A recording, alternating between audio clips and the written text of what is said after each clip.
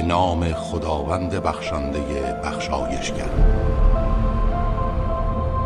ستایش مخصوص خداوندی است که پروردگار جهانیان است، خداوندی که بخشنده و بخشایشگر است و رحمت عام و خاصش همگان را فرا گرفته است، خداوندی که مالک روز جزاست.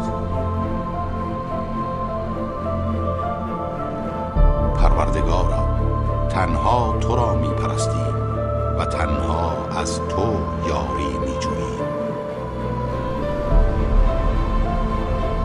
ما را به راه راست هدایت کن، راه کسانی که آنان را مشمول نعمت خود ساختی، نه کسانی که بر آنان غضب کردی، نه گمراه